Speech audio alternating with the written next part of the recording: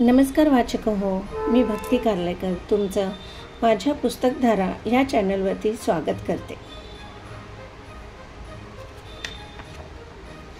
आज मी तुमच्यासाठी खूप जुनं आणि खूप प्रसिद्ध असं एक पुस्तक घेऊन आली आहे।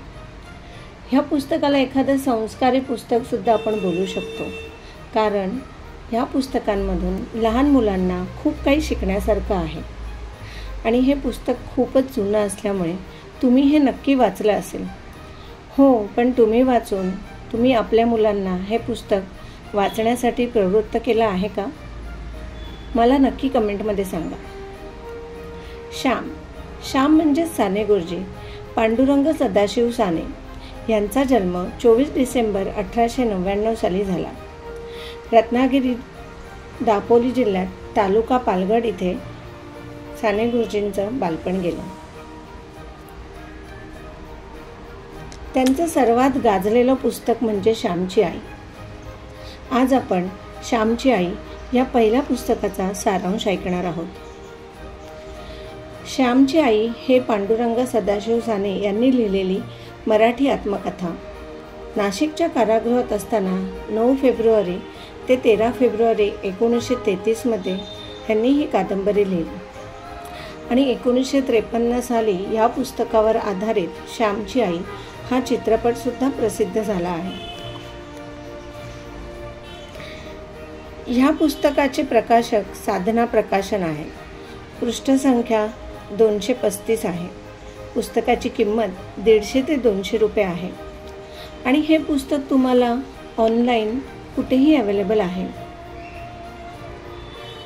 आई माझा गुरु, आई कल्पतरू असे साने गुरुजी नेहमी म्हणत। साने गुरुजींनी या पुस्तकात जागोजागी सुवचनांचा, सुभाषितांचा सुरेख वापर केला आहे।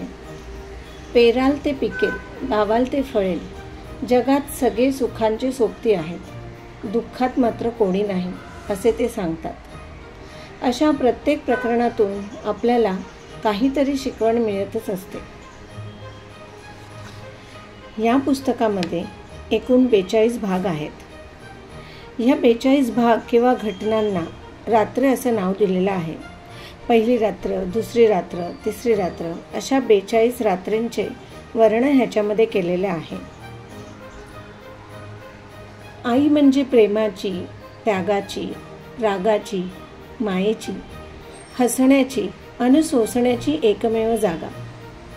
आईशी आपण हक्काने कोणतीही गोष्ट बोलू शकतो, नाही का?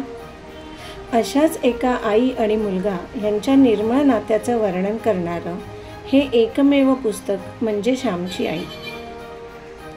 ज्याप्रमाणे मी सांगितलं की ह्याच्यामध्ये 42 पाठ आहेत, घटना आहेत, त्या प्रत्येक पाठातून किंवा त्या घटनेमधून उत्तम बोध घेण्यासारखा आहे। तर वाचक हो, तुम्हाला या पुस्तकाचा सारांश समजला असेलच अशी मी आशा करते आणि हो, ही माहिती तुम्ही नक्की शेअर करा, जेणेकरून आपल्या बाळगोपाळांना त्यांचे पालक हे पुस्तक वाचण्यास नक्की प्रवृत्त करतील। आमच्या चॅनलकडून छोटासा एक प्रयत्न। तर अशाच नवनवीन छान पुस्तकांची माहिती घेण्यासाठी आमच्या चॅनलला सबस्क्राईब करा, लाईक करा, शेअर करा आणि हो, बेल आयकॉन सेट करायला विसरू नका। धन्यवाद। लवकरच एक नवीन पुस्तक घेऊन परत येऊ।